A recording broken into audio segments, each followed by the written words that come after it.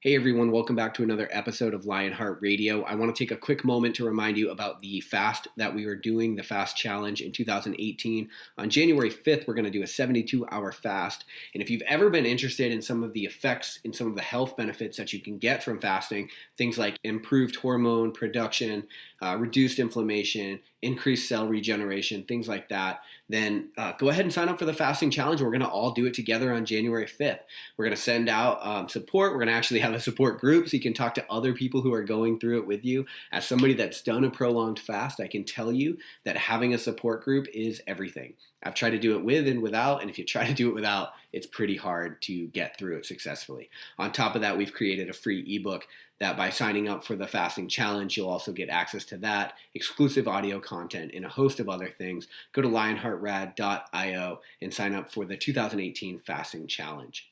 Today we are talking with Kristen Graham, and I want to be honest with you guys, I didn't really know what to expect going into this episode.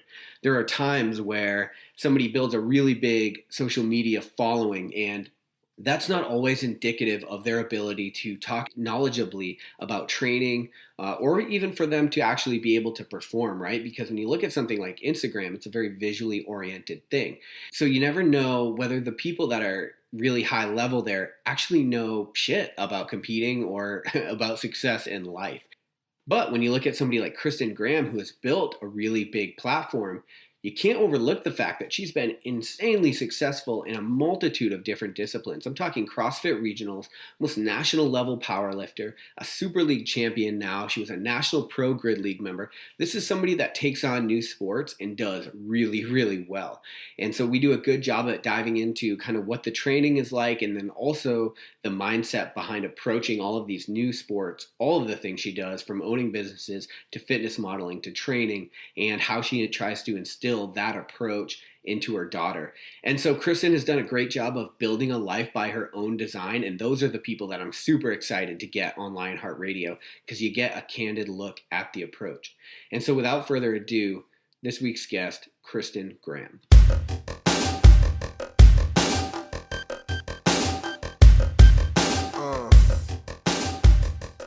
All right, welcome back to Lionheart Radio. I'm your host, Rick Alexander, founder of Lou Aviv in San Diego, California. And today I am joined by Kristen Graham. She is a CrossFit Regionals athlete, a National Pro Grid League competitor, recently a champion of the Super League Live, which I'm super excited to get into all that that means, and then also a fitness model. So, Kristen, thanks for being on today. You forgot Strongman. Is that a thing? You got to keep that in your bio. All right. And a Strongman competitor. So I guess then let's try to rewind and say, how does one even get on this path? What led you to all this in the first place? What was the first thing? So childbirth, I guess, is what started this whole fitness path for me. I had my daughter 6 years ago, and I was 75 pounds overweight, and I used to run, like that was my thing. And I couldn't lose any weight. So my sister actually got into CrossFit before I did. And she's like, oh, you got to try this new thing. It's called CrossFit. It's awesome. You'll lose the weight right away. Well, she was right. I lost all the weight within like I don't know, 2-3 months. I lost all of it. It was amazing. And then I guess I started to realize oh, my time's on the board and I can compare that to everybody else's time. This is actually a competition. And then there was obviously more competitions, local competitions. The Open came around, and it's been a whirlwind ever since I realized I could compete in fitness. Right. So. Do you know who Nicola Denise is? Okay, so we had her on the show a while back, but she has a very similar kind of path with having a child and then kind of figuring it out. But it's interesting, the human body, it adapts to running pretty quickly. And so that's actually probably a pretty common thing, is people realize stubborn fat just won't go away from running. Right. It's because your body is such an efficient machine. It just literally will adapt to that. It's going to store fat, and then you're going to have trouble getting it off. So it turns out that it was more of the circuit work that worked better for you and the high intensity training. Yeah, same thing. And so from when the time you started, so you're a CrossFit Regionals competitor, did you compete individual or team? I was individual in 2014, and I was just on a team at Coliseum Strength 2017. Okay. Were you a high-level collegiate athlete or high school athlete? I played obviously well, not obviously, but I played soccer in high school and I ran track in high school. Varsity, 3 out of 4 years for soccer, 4 out of 4 for track. And I played soccer my freshman year of college. Okay. So that And gives then us a work kind of got in the way. right. So that gives us a little bit of insight, but it's like I can't even tell you how many people start, well, you know, but how many people start CrossFit and then they harbor these ideas that they're going to like go to regionals and go to the games and then they Oh, get so into many. it. Yeah, and Yeah. you realize how hard it is. So like how long were you doing CrossFit, I guess, by the time you actually hit regionals? So I started CrossFit. My daughter was born in 2011, so I started CrossFit in 2012. So 2013 was my first regional. I started during regionals, or I'm sorry, during the Open in 2012. So I didn't compete in the Open. I would just kind of walk through the door at that point. So 2013 was my first Open, and I ranked like 100 and I don't know 15 to 120, something like that. And I thought that, I mean, that was like pretty good for my first kind of go at it right out of the gate. Yeah, do you Um, remember out of how many? I don't know, in the Northeast in that It's year. thousands either way. Yeah, Yeah, thousands. yeah. Okay. I mean, I was happy. I was really happy with that. But the athlete that I am wasn't good enough for me. Like I needed to go. Like I need to go to the next step. I need to go to regionals. So I found a local coach who is now actually one of my business partners, and we work together at the gym, and he's been coaching me really ever since, and pushes me, and my husband the same thing, just pushes me, and like there's no stopping. Like I just, they don't let me stop. I just have to keep going. So the Open for 2014 came around, and I was going. There was no ifs, ands, or buts about it. Like we put in the work, and I qualified, and I went. I mean, every time I go, I seem to like every year I like either make it, like just make it, or just miss it. So Mm.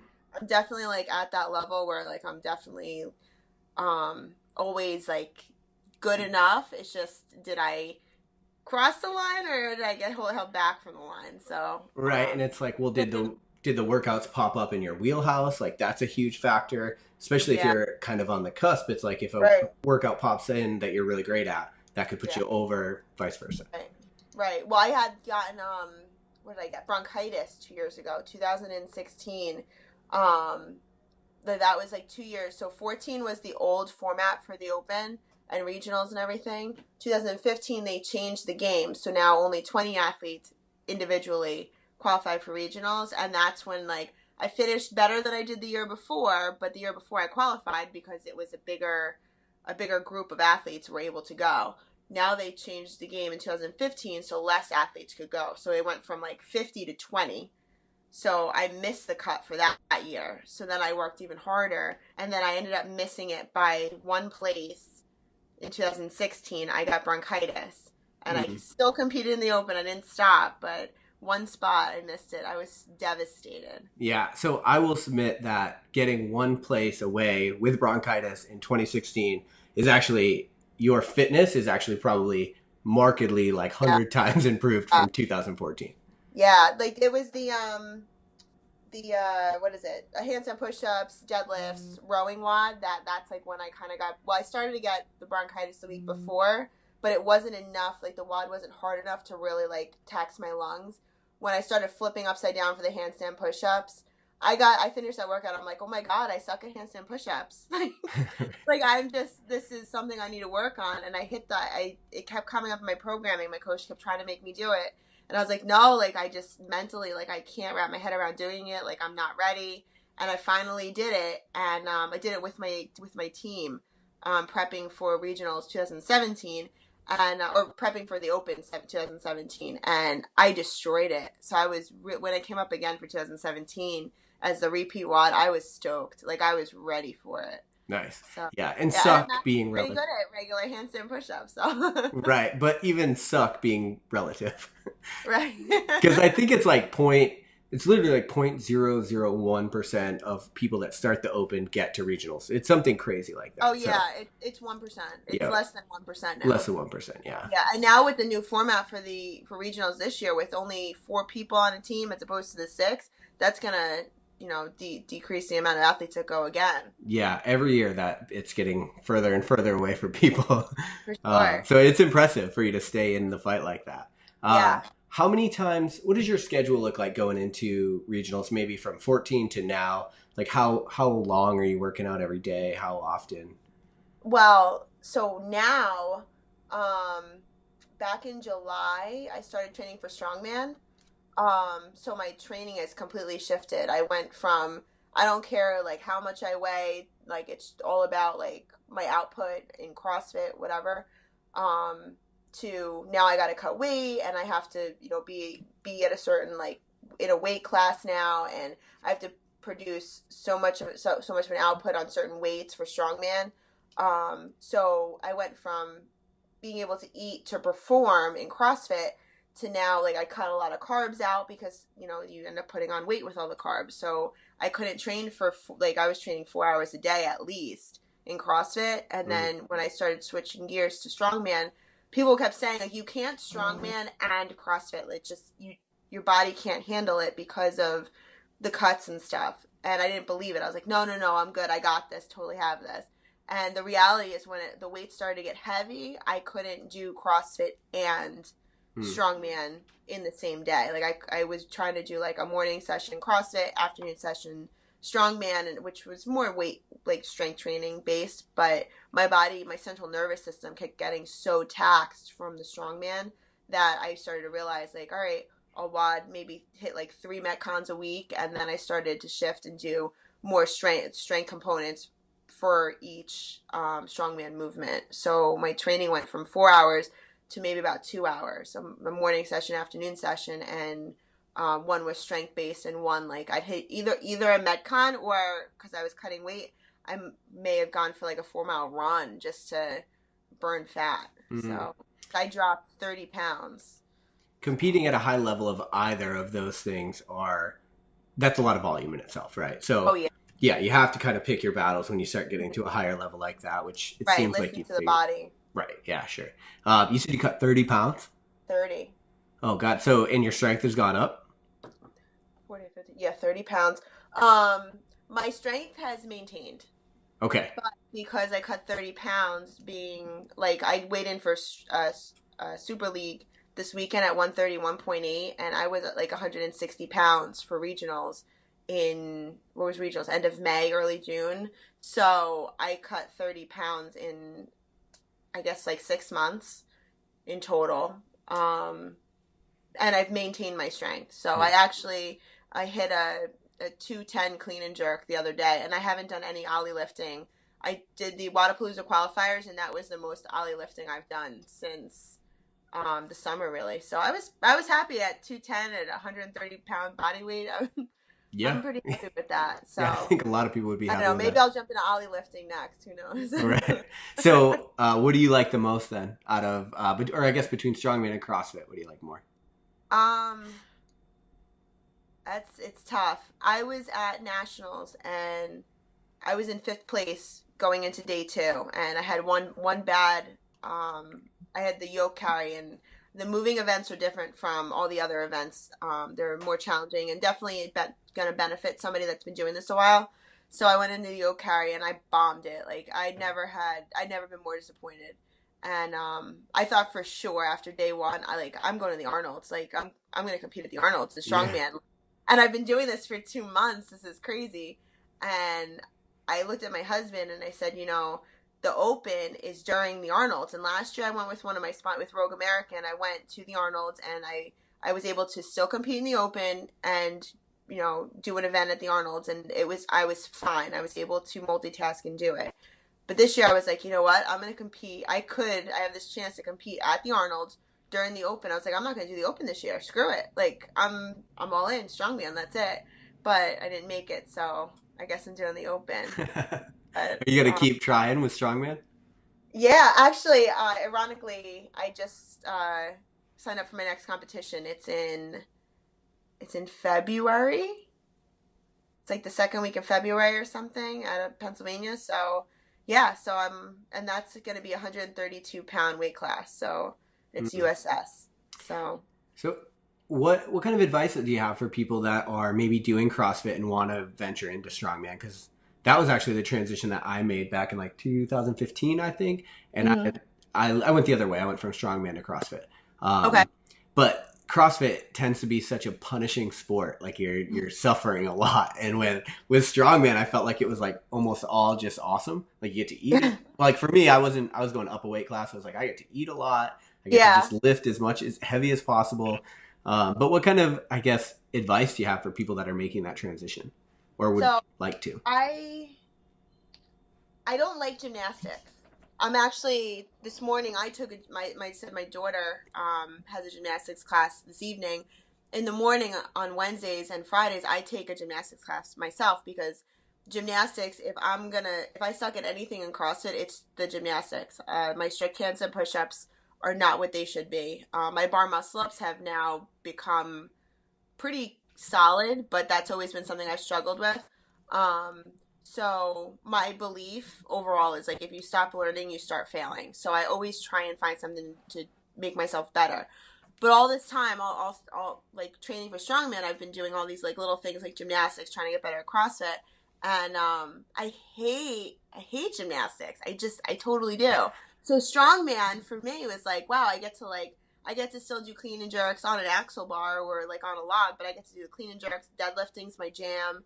You know, moving heavy weight. Like I like that stuff. I enjoy it. It's empowering. Flipping tires, lifting cars. Like that's some cool shit. And like CrossFit, don't get me wrong, like beating myself to a bloody pulp and, you know, not being able to walk afterwards. I love that feeling too, because that feeling that I left it all out there is amazing.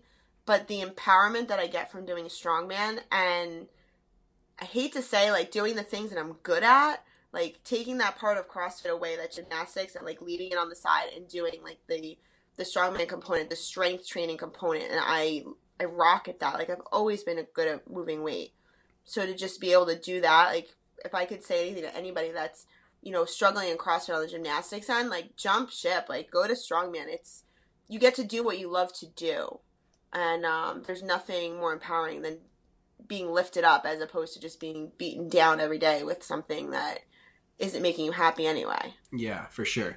And so I hate to point out the obvious here, but strongman is a typically very masculine sport. And when I've competed, there were women, some groups or some competitions, I guess, had more than others. Right. But what has your experience been going into a sport like that as a woman, finding success? And then I guess the second part of that question is, what would you say to other women that might be thinking about the same thing? I think there's a women's movement going on. This is going to sound so lame, but okay, so I watch WWE. Like I'm a big fan of like Total Divas. There's Okay. something, especially like I have a little girl, so there's something very awesome about seeing women and like the empowerment and everything. And CrossFit, I don't think has really ever struggled with that, which is why CrossFit is such a, you know, arms wide open kind of sport. Strongman for sure, like it's definitely strongman. It's not strong woman, and they're trying to, I think, make a shift there. There's definitely more women getting involved in it, but there's definitely less. Like, look, going to nationals, there was less women than there were men. So it's definitely very popular on the men's side. Same thing with with Super League. I think that there were a lot more men than there were women. I think women are afraid to be strong, and I don't know why. I've never really been afraid to be strong. I think there's like that fear of like becoming more masculine, but I feel like the strong, I mean, no, I mean, I'm saying it myself. Like, I don't think I look masculine. I definitely have muscles. I think losing weight and cutting weight for strongman has made me look even more feminine. Like, it's leaned me out, and I think that, I don't know, I think it's a little bit more sexy. I Yeah. get a little more attention. I'm trying not to make it, I don't know. Well, interestingly enough, because you actually have a career as a fitness model as well. Right, but that kind of happened because of CrossFit, and you know, it really has taken off since I started doing strongman. It's ironic. Yeah. Since like the summer, the leaner I get, the more contacts I get from different photographers, and so ironically, I started doing strongman, and my fitness model career has kind of taken off. So that's more strongman. I mean, yeah, CrossFit kind of opened the doors for me and stuff, but it's more strongman and like becoming lean and having like an ideal body composition for me for the sport that I'm doing. Right. Does that make sense? Yeah, sure. It sounds like for you, you're one of the people that's like, I want to do this, and so I'm going to go after it. But Yeah. if we could like take a step back to that first time when you're getting into strongman, because strongman's a really good example, but I think there's a lot of things that women probably would like to do, and then but out at the same time they have the stigma of I don't want to get bulky, which is an argument I don't even want to entertain. But then there's also like the idea of like this is a masculine dominated thing, and so Right. women are now kind of getting into it. And so I guess what kind of advice do you have for women that are looking at something they're kind of strongman?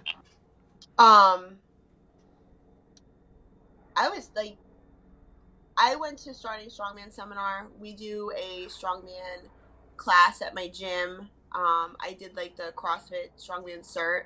Just like kind of put yourself out there and find something strongman related and go there. And like if there's somebody that's, you know, I went to Rogue American's HQ event.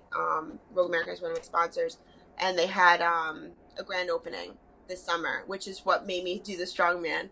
Rob Oberst, professional strongman athlete, was trying to get us to lift a car, and none of the girls could even hold it. I was able to hold it, but I didn't want to hold it. I wanted to lift the damn car by myself. Yeah. So I was like, I got this. I strapped up, I put my belt on, and I took my breath, and I went to go lift it, and it was a struggle, but it came up, and I'm holding it at the top, and out of the corner of my eye, I look back, and I'm like, you son of a bitch. I saw him standing there, and he's like, I barely touched it. I'm like, but you touched it, so it's a no rep. Like, my CrossFit mentality is like, I don't care. Yeah. It's, you assisted me in the slightest bit, it doesn't count as a 1 rep max, so it's not a car deadlift. I may have held it. I may have been the only girl that could hold the damn thing, but it doesn't count. So the whole weekend, I had 2 or 3 more days left. I kept trying to lift the stupid car. My back was shot. Getting on the airplane to come home from Austin was a nightmare. But I called my buddy, who's a welder, and he made me a car deadlift platform. And I have since lifted my car and obviously started strongman. But that feeling of being had by something is something that I don't think anybody really likes. So if somebody's interested in maybe looking at strongman or any sport with weight training in it, ask questions and take part in it, because there's nothing cooler. Even if you're doing like, I don't know, like a dumbbell curl, like if you curl 20 pounds, you've never curled 20 pounds before, it's empowering. It's going to make you feel good. So just go after something that you might be interested in and ask questions and do it. Where do you think that drive comes from? Because like we were talking about going to regionals, you're like, this is something I'm going to do. And they're like, I'm going to the Arnold, right? And it's like, so you're so driven to get in the gym for 4 hours a day, 2 hours a day. Where do you think that comes from for you? I mean, I kind of joke with my mom sometimes. When I was little, there's 3 of us, and she used to say, I don't care what you do. You know, you're growing up, you're not really sure what you want to be when you grow up. And she'd say, I don't care what you do. I don't care if you work at McDonald's for the rest of your life. But if you're going to work at McDonald's and you're going to serve food to people, I want you to be the best McDonald's food server that you could be. And I'll be proud of you. So taking that and everything that I've done, I don't want to just do the open. If I'm going to do the open, I'm going to redo the workouts, and I'm going to put my 110% in every time that I do them. Like we've kind of made, you know, with the idea of going to Arnold's this year, or dare I say, considering Super League has an event right in the middle of March that I originally said no to, but I'm still kind of thinking about. But my husband was like, just do the open, but you don't have to go crazy. And I'm like, no. If I'm going to do the open, I'm going to do the open. Like, there's no half-assing it. Like, I'm not just going to do it. Right. I'm all in. So I guess it came from my mom growing up, my mom and dad. But when I tell my husband I'm going to do something, he's the one that's standing behind me, and there's like a force pushing me. So if anybody follows me on Instagram, you could hear his voice on all my especially like deadlifts and stuff, like my strongman nationals video I just posted a couple weeks ago. You could hear him yelling up on the video. Nice. You know, Yeah.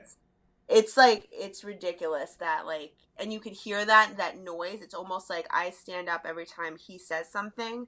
So it's almost like there's a force helping me lift the weight. Like it's not just me. Like I'm not the only one doing it. There's somebody else helping me, and it's probably him. So, Right. that belief that I'm going to do it. Yeah, and not for nothing, I think just you committing to something so fully, I think there's a lot to be said for that. Like Yeah. how you do one thing is how you do all things. And I think if you commit like that, it seems like, whatever it is, universe, whatever you want to call it, kind of conspires to make Right. sure that like you're successful in that thing Right.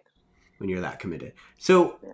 all these sports are a little bit, so yes, of course, CrossFit's gotten huge and all the other barbell sports are kind of behind it, but they're growing as well. Fitness as a whole is growing, but they're not the NFL, the NBA, MLB. How have you found to make a living doing all these kind of fringe sports that you love? Well, Or are they enough to make a living, I guess? they weren't up until recently. I mean, I have some sponsors that take care of me. I'm also married, so I'm lucky in that sense. We have, his income and benefits and stuff like that. I own a gym. I get income from that, and I own a cafe, and I get income from that. And I also, like I said, with my physique changing so dramatically over the last few months, I also do nutrition on the side. That business has exploded. Since people had seen like a vast change in me, it kind of, I guess, opened people's eyes like, oh wow, like she could do this for her. She owns a business. Let's reach out. And I've been getting a lot of contacts from that. So that's actually, so when somebody says like they're doing, fitness, like that's their career, there's usually more branches to that.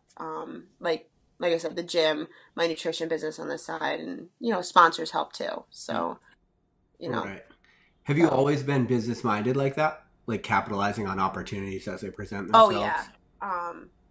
Yeah, I'm a hustler for sure.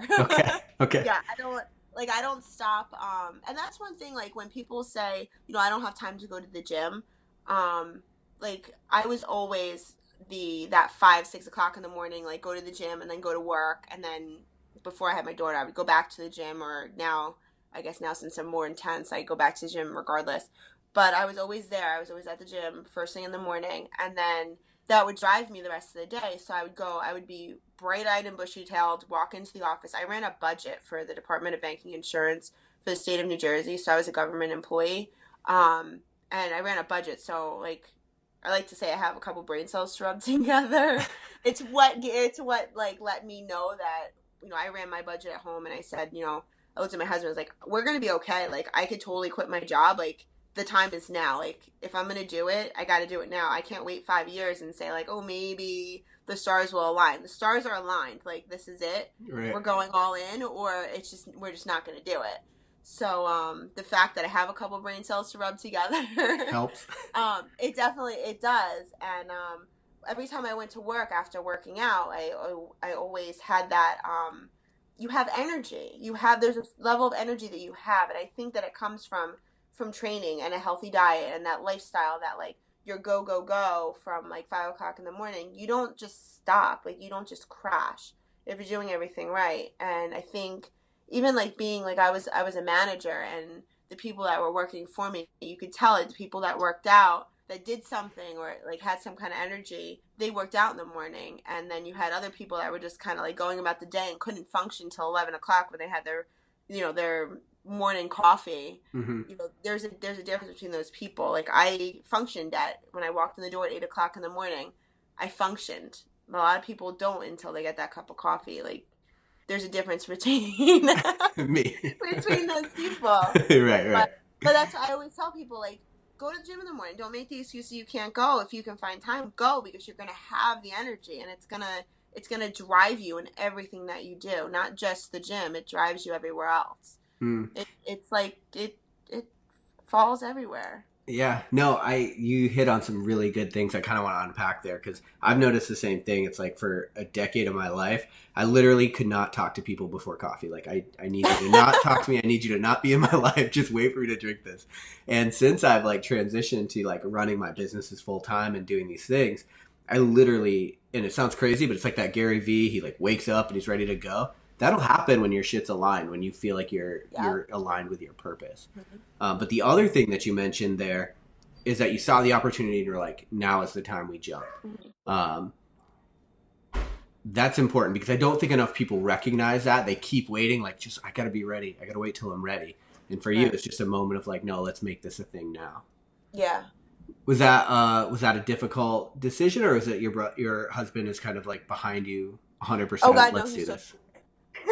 What's that? so scared. We opened up the cafe a year ago. We're actually having our 1 year anniversary party at the cafe Friday. So we opened up a year ago, and I said we opened up, and I was like, I'm quitting my job. This is it. We're gonna do this together. We have a couple of partners right next to the gym. Like, let's do this. And he's like, nope, let's just relax. Yeah. You go to work, and I'll handle it. And I was like, all right, fine. About 6 months we were open, and that's when I started to really like dot the I's, cross the T's, and make sure like we're all in. And like I said, I ran a budget, so if I can run a $64 million budget, I can run a stupid household budget. Right, So right. I sat down with him, I gave him a whole presentation, and I said, these are our numbers. We can do this. We're still saving money. We can do this. And then little things happen where like the gym's doing better than we thought, and now the cafe is actually making money when it wasn't before. And like there's like those little things. So it was really scary, because I had a state job. It was a guaranteed income. I was almost vested in my pension. That was Oh, everybody thinks damn. I'm crazy. Yeah, I was almost vested, but there's that fear that what if the pension's not there? So I was like, you know what? I'll take the money. I'll put it in a 401k, and I'm not an idiot. Like, Right. I'm 32. I'm not a child. And I think when people work with me, they realize that you're not dealing with somebody that's 18 years old and trying to get in the fitness industry. Like, I'm 32. I'm a weathered adult. Like, I've done things. I've done things business related that are that could benefit different companies. Um, and I have relationships with different people, and you're dealing with an adult. You're not dealing with a child. So I think that actually benefits me, as a athlete or a fitness model, whatever you want to consider me, going in, like being in the community. People, I think there's a respect for that. Yeah, for sure. Well, it sounds like you minimized the downside, but the fact that you left the golden handcuffs is a lot of things that people cannot do. It's scary. It's Yeah, scary every day, but it's man, it's worth it. I'm going to Dubai next week. that's Like, cool. Nice. who gets to say they're going to Dubai? If you go, there's an indoor snowboarding mall. If you get a chance, it's pretty fun. Very cool. Um, so you've built this really cool life for yourself by your own design. How do you instill that in your daughter? Is it you living as an example, or like what do you think? Oh yeah, for sure. Like I said, she's into gymnastics now. She has her own barbell. Like she spends my kid, and like I know like people don't agree with the way that I raise my kid. Like she spends her afternoon, like she comes to the cafe, she does her homework, she comes to the gym, and she watches mommy work out, and or mommy and daddy work out, and that's the way her night goes. And then we come home, she's already eaten dinner, and and we do like our evening routine. But she sees me fail at lifts, she sees me cry, because I'm a girl. I'm a chick. I cry. Like I have a bad day. I cry. I get emotional. I get hormonal, and she Uh, sees it. And there are days when I'll walk over. I'll sit down next to her on the bench, and I'll say, mommy couldn't do that yesterday, but mommy did that today, and she gets excited. And whether or not she really understands the full, whether or not she has a full understanding for what is happening, to me is irrelevant. The fact that she knows that mommy failed and mommy conquered, those right. are, I think, really important. Like those, I think that's something you can't get through everyday life. Um, Maybe you can, but she's getting it at the gym. She knows that if she falls off, the beam at gymnastics, she knows she's got to get back up, because I expect her to, because mommy will. Hmm. So she doesn't have a choice. She fails something at school, she knows she's got to do better next time, because there's no option. You do better next time. You Yeah. don't stop.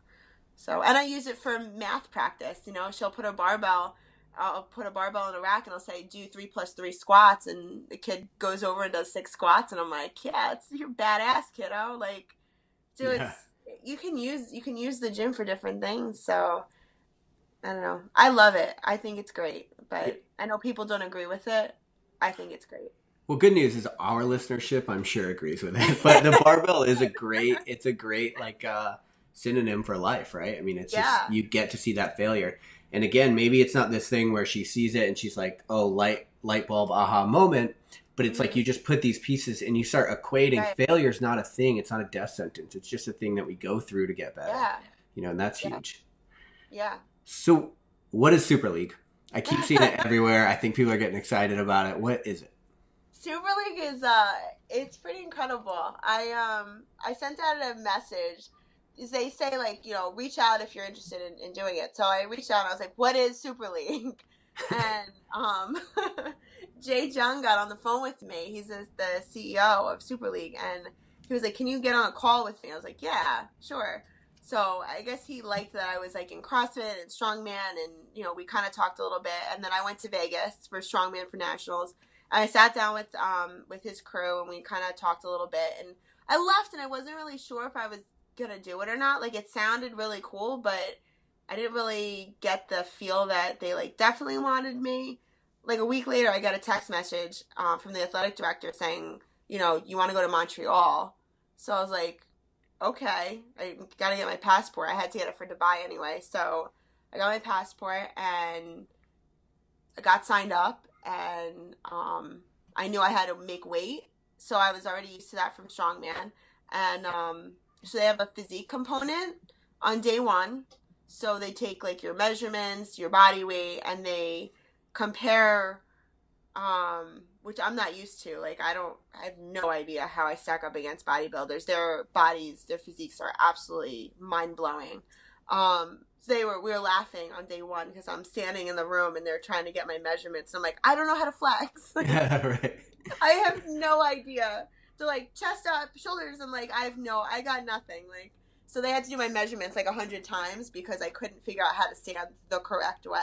Nice. But I actually ranked, I think, second. I took second place in my weight class for the physique. So that was kind of cool. I'm like, oh, maybe I'll jump into bodybuilding next. Mm-hmm.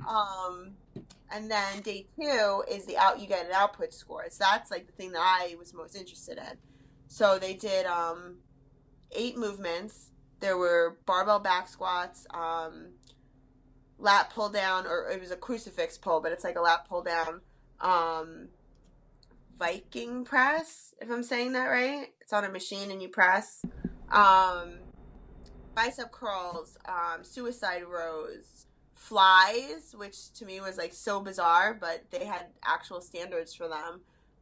Chain loaded dips and deadlifts. So for me, like those squats and deadlifts, I think that's what won it for me. But it is a competition of physique and overall output put together, and then you get like a ultimate score, your super score, and then you're ranked. So, and your score is divided by your body weight. Okay, so they have an algorithm essentially where they can put all of these different numbers together to give you a final score. Mm-hmm. And it's based on your weight class? Yes, based on your weight class. Okay.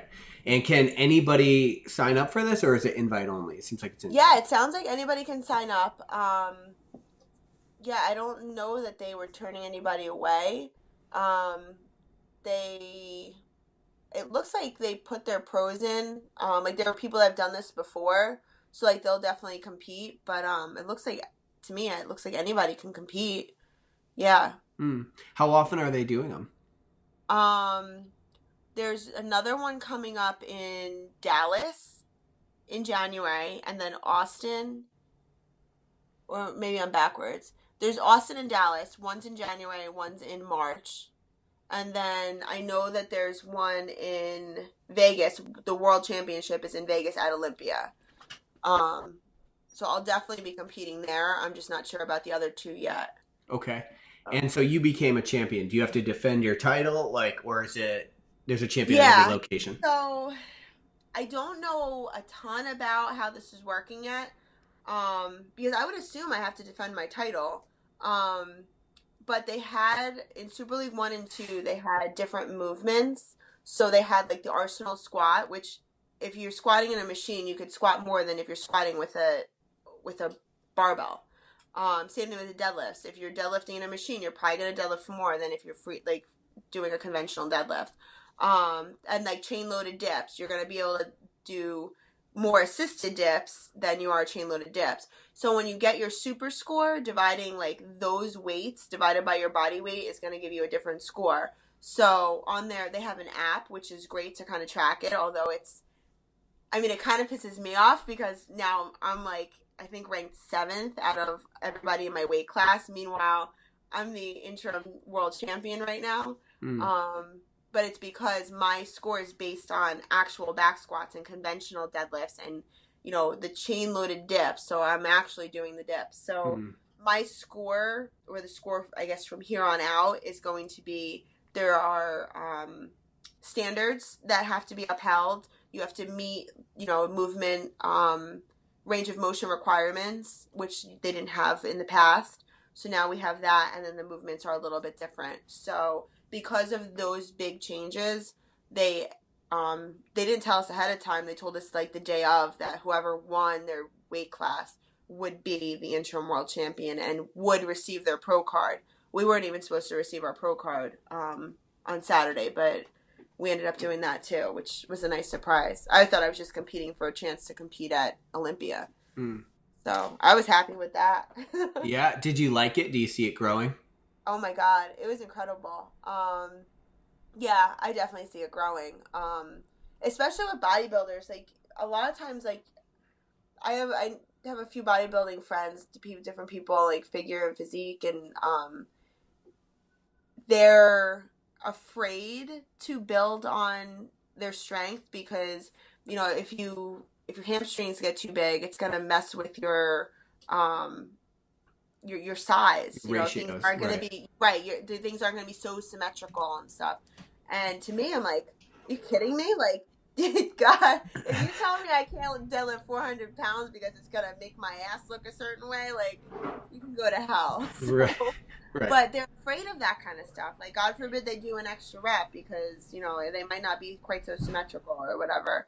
I think that the people that came out and competed, at least in Canada this weekend, they were looking for something that they were looking to satisfy something that they weren't able to satisfy in a regular bodybuilding competition. I think a CrossFitter or strongman athlete or a power lifter, even if they have any kind of physique that they think is comparable to a bodybuilder or whatever, they should definitely like sign up to do it. I don't really think that there would be a reason not to.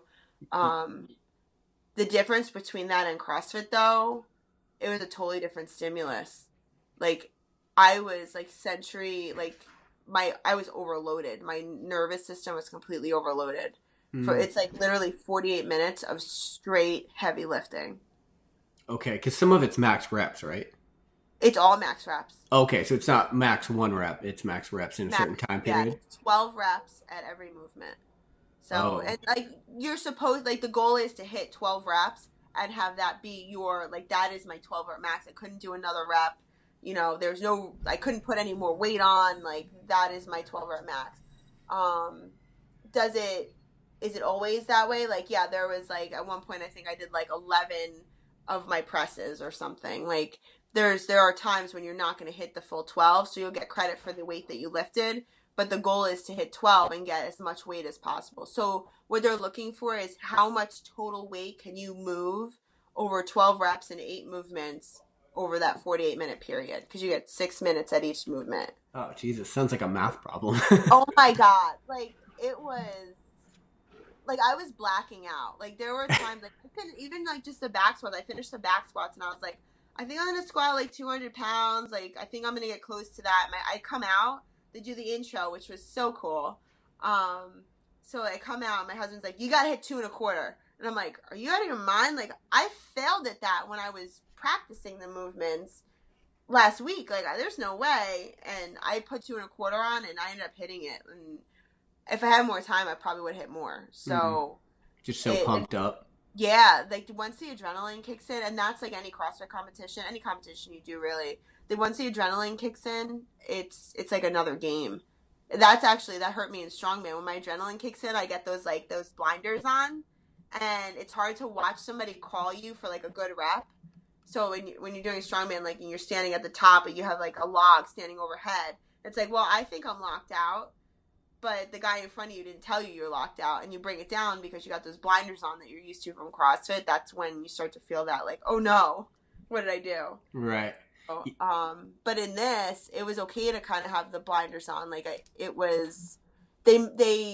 think that the judges were really like in tune with the athletes, which was really, really good. Like, they didn't make you like hold your reps for an extended period of time, but they definitely made you lock out.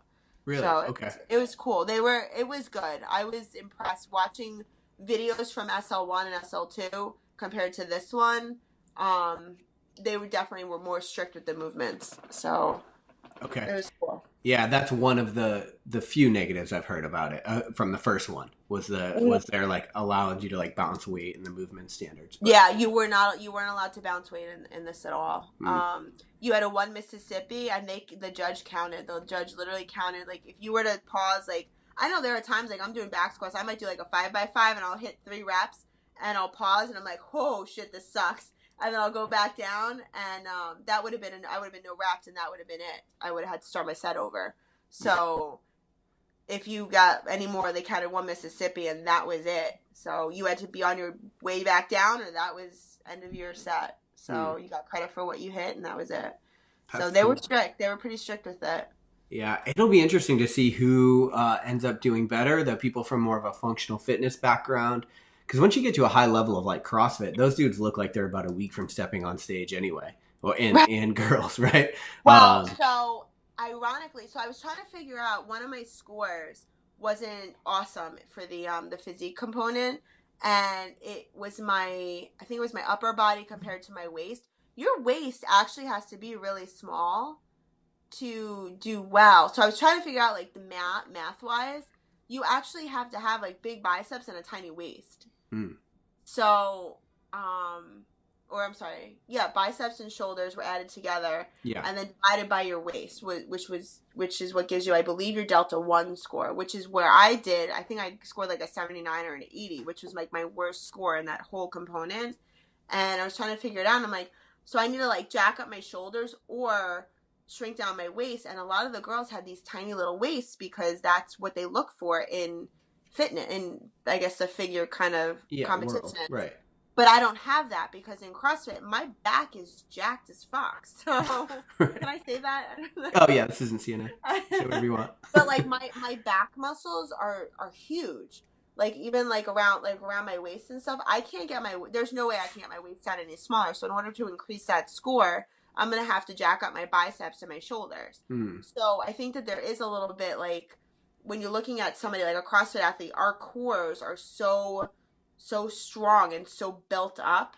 I don't know that we can get that phenomenal of a Delta score. With as great as we all look, I don't know that our scores are actually going to be comparable because of how small and like how intricate that their measurements are.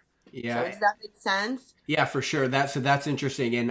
And truthfully, if you go smaller with your hip ratio, that's going to hurt you for things like Strongman and stuff like that. Yeah, it's going to hurt me in that. And then even like back squat and like deadlift, like my core is so strong. Like I put a belt on, but like I don't really like need it. If my belt broke, like I would totally be able to handle the weight and stuff.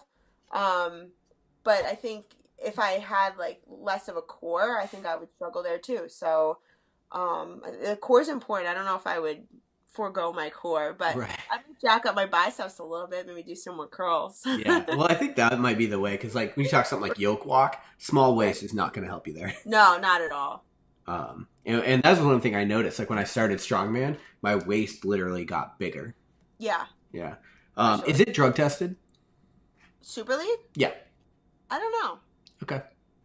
We weren't drug tested. Okay. Well, you're a champion, so you should know. Oh yeah. So I guess no. I guess not. Okay. Yeah. No, I'm just interested. Just curious. Like I'll be interested because a lot of the top level bodybuilders wouldn't be able to be drug tested. Okay. You know? Yeah, that I've heard. Yeah. That was actually one of my fears kind of going into it. So I guess the answer is no. Yeah. That was one of my fears going into it because we were kind of like wondering, are people going to be like stupid strong because of drugs or, you know? Yeah, and I'm not saying it as a knock, but when you start mixing these worlds, like that will be a Right. thing, you know? Yeah. So that'll be interesting too, especially if someone comes from a drug-tested sport like you, like Yeah. CrossFit, Grid League, Right. I think. Like CrossFit's drug tested. I don't know if Strongman is. I guess I didn't finish high enough to Not really. know, but Yeah. I don't know. Interesting. So the Lionheart kicker is the final question, and we ask every guest this.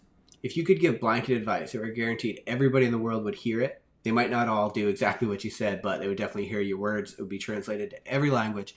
What would you tell people? Follow your heart. Say that again. Follow your heart. Can you do what you want to do, no matter what, no matter who says you can't do it, no matter whether or not you think it's the right thing to do. Take the leap and follow your heart. Have you always known what you wanted to do? Have you always known what your heart wanted, for example?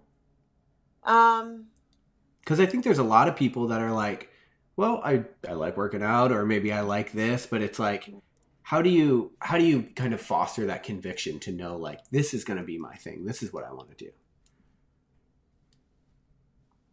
When I wake up in the morning, working out, like knowing what competitions I have lined up, it makes my heart tick. Like it makes my heart beat. I signed up. I think I said earlier, I signed up for a new Strongman competition today. I needed to have something substantial, and I don't know why Wadapalooza didn't do it for me. Maybe that's a sign. Yeah. It's January, but maybe, I don't know. Maybe that's a sign for me. But I needed to have something in the books that I'm training for to feel like I felt kind of lost this morning, and I don't like that feeling. So I signed up for one, and immediately I felt just refreshed. And like I didn't even get to work out today. Like today was just I did gymnastics, but I don't feel like it's not really training for me. But I had I signed up for this competition, and immediately I felt like my eyes opened up. I felt like engaged in life. So do what makes you tick. Like it just, there's something very special in having a goal and working towards it. Nothing's stupid. There's nothing stupid about anybody's goals. So if it's worth saying, say it out loud, write it down, and make it tangible, and go for it. Yeah, it sounds like there's something to be said for doing enough things too to figure out what out of those you actually even like, right? Because you've done enough things now to know, like, yeah, that didn't really do it for me. Yeah, like I just said, like the Wadapalooza, like I'm signed up for it. Like the Open's coming, like I'm gonna do it, but I'm not feeling a drive from that right now, which is, I think I'm verbalizing this to you. I think you're the first person I'm actually saying that to. Lionheart Radio exclusive. Right. Right, but like it's not giving me a drive. The Strongman, it's making me feel hungry. Like the thought of possibly doing another Super League competition and as early as January, like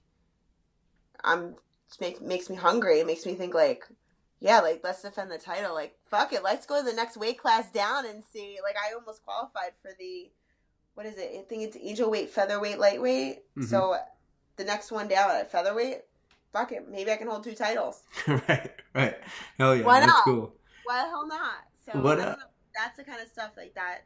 That's what makes me wake up in the morning, and that's what makes me tick, and that's what does it for me. And that might not do it for everybody, but like for some people, it might be, you know, maybe it's your husband or your wife or maybe your kid, like just waking up in the morning. Maybe that's enough for you, or you know, work, whatever it is. But whatever makes you tick, like rock it, man. Just What do you want your legacy to be?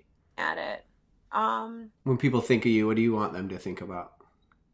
I did everything. I did everything, and I never held back.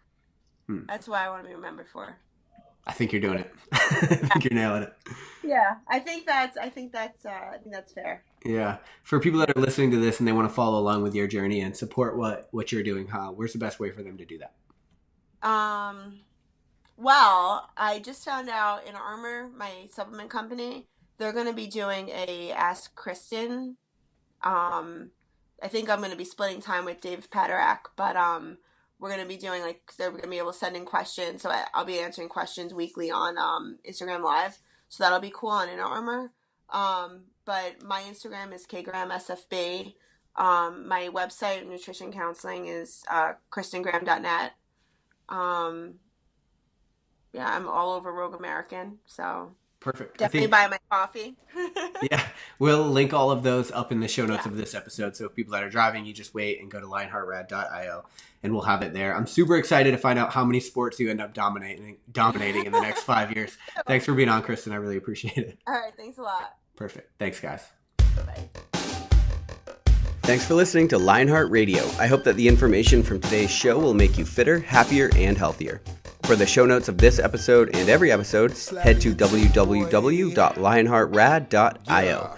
Yep, just like Lionheart Radio. And please, if you have the time, head over to iTunes and give us a 5-star rating. It really helps us to know that we're on the right track in delivering you reliable information and value. As always, feedback is welcomed. If you have any comments on the show or like to suggest a guest, send me an email at rick@luavive.com. That's LUAVIVE.com. Thanks for your support, and we will see you next time. Bitch, I feel good. Don't I look stupendous? My shine is so endless, and shit you can do to end this. Even when I'm dead, niggas still gon' bump that chip shit. Coke, white, Escalade on cinches for you dipshits. So you won't forget this. Midwest nigga be the coldest. Cleveland.